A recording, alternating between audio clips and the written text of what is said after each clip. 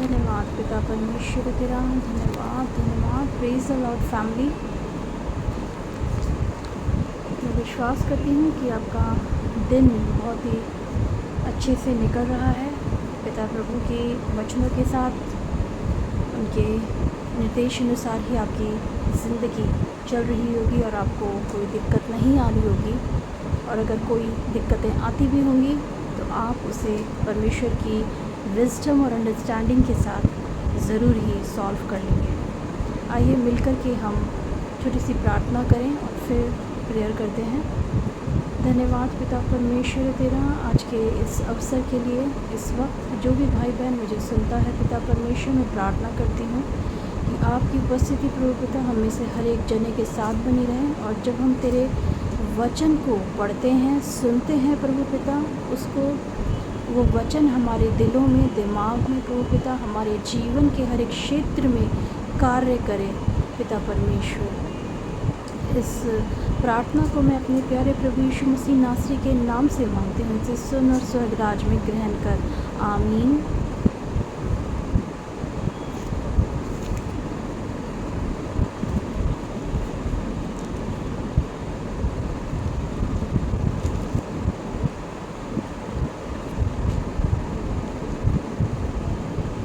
हम भजन संहिता का 76 पढ़ेंगे, जो कि हमें बताता है परमेश्वर किस प्रकार विक्टोरियस है, जयवंत है।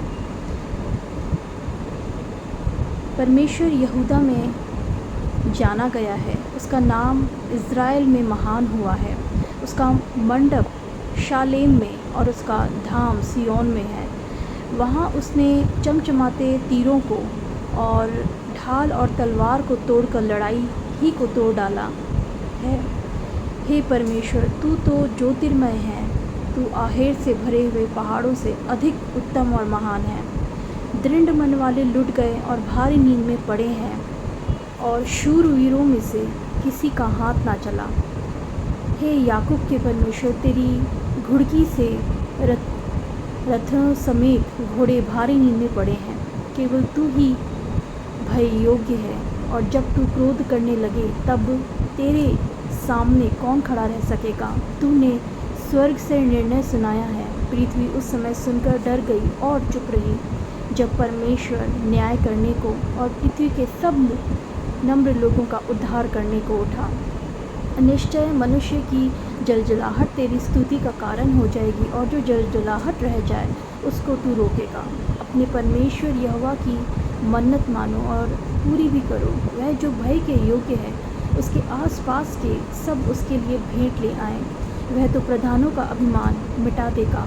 वह पृथ्वी के राजाओं को भय योग्य जान पड़ता है। वचन को पढ़े जाने में आशीष। इस वचन को पढ़ते समय मेरे को इस बात का एहसास होता है कि हमें परमेश्वर का भय कितना ज़रूरी है। जब हमारे पेरेंट्स जो हैं, जब हम कुछ गलत करते हैं तो वो हमें डांटते हैं, फटकारते हैं, लेकिन वो ऐसा नहीं है कि वो दिल से ऐसा कुछ कर रहे हैं। उन्हें बुरा भी लगता है, क्योंकि अगर हम कुछ गलत कर रहे हैं, अगर वो हमें नहीं डांटेंगे तो हम किस प्रकार सीखेंगे। अगर हमारे बच्चे भी अगर वो कुछ गलत करते हैं, किसी के साथ कुछ गलत बोली का उपयोग करते हैं, तो हमें उनको उस वक्त रोकना पड़ेगा। ये ऐसा नहीं है कि आप अपने बच्चों को कि बच्चा है कह कर के आप उसको टाल देंगे। आपको उसी समय उन्हें बताना पड़ेगा कि नहीं, जो तुम्हारा व्यवहार था या जो तुमने बातें की हैं वो गलत हैं, जिससे कि उनका जो सोच है वो शुरुआत में ही चेंज हो। क्योंकि बच्चों का मन कैसा होता है कि जिस प्रकार आप आकार देंगे, जिस प्रकार आपकी नेचर होगी, वैसे ही वो बढ़ेंगे। जिस प्रकार का आपका फाउंडेशन होगा, उसी प्रकार आपके बच्चे भी बढ़ेंगे। तो बहुत ज़रूरी है कि परमेश्वर का भय जो है एक बहुत ही अच्छा है। जब हम परमेश्वर के भय में चलते हैं, जब हमें पता है कि ये करने से जो है हमारे परमेश्वर पिता को ये सारी चीज़ें पसंद नहीं। चोरी करना पाप है, हत्या करना पाप है, और ऐसी बहुत सी चीज़ें जिससे उनका दिल दुखता है। अपने भाई बहनों के प्रति अपने मन में कड़वाहट रखना, ये कोई अच्छी बात नहीं। जब हम ये सारी चीज़ें मानते हैं अपने पिता की बातों पे चलते हैं तो यकीन मानिए बहुत सारी चीज़ों से आप जो हैं परमेश्वर पिता आपको बचाते हैं। उन सारी चीज़ों से जो कुछ आप इस लाइफ में देख भी पाते हैं और आप नियर फ्यूचर भी जो कुछ आपके लिए प्रभु पिता ने प्लानिंग की है उसमें भी आपके लिए चीज़ें काफ़ी क्लियर रहती हैं। क्योंकि ऐसा नहीं है कि परमेश्वर पिता किसी भी चीज़ का प्रतिफल नहीं देता, वो प्रतिफल देने वाला ईश्वर है। तो ज़रूरत है कि हम उसके बातों को जानें, उसके वचनों में क्या गहराई है, क्या वो बोलना चाहता है उसको जानें। सिर्फ हम ये ना देखें कि वो किस प्रकार यहाँ पे जो है उनका भय हमें इस पद में दिखाई देता है, लेकिन वो भय एक गॉड फियरिंग भय है, एक ईश्वरीय भय है जो कि ज़रूरी है। जब हम कुछ गलती करते हैं, हमारे पेरेंट्स आते हैं, और जब हम अपने बच्चों को कुछ गलती करते हुए देखते हैं तो हम डांटते हैं उन्हें। तो ज़रूरत है कि हम उस भय में बने रहें जिससे कि हमारा जो जीवन है वो फलवंत हो, प्रभु के राज्य में जो है उनकी महिमा के योग्य हो। आइए मिलके प्रार्थना करें।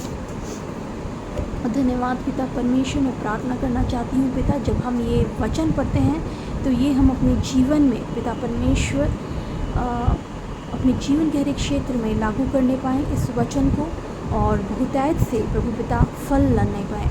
जो भी भाई बहन इस वचन को मेरे साथ पढ़ता है और जिसके भी मन में ये बात गई है, जिसकी भी रिलेशनशिप अपने पेरेंट्स के साथ नहीं सही है, जो बहुत ज़्यादा ऑफेंडेड हो जाते हैं किसी के भी डांट से, पिता परमेश्वर मैं आपसे प्रार्थना करती हूँ कि आप अपनी उपस्थिति वहाँ पे रखें, उनके दिलों को छुएं, उनके मन में अपनी शांति दें प्रभु पिता, जो दुनिया नहीं देती वो आप दे सकते हैं। इस प्रार्थना को मैं अपने प्यारे प्रभु यीशु मसीह नासरी के नाम से मांगती हूँ, इसे सुने और स्वर्ग राज्य में ग्रहण करें। आमीन।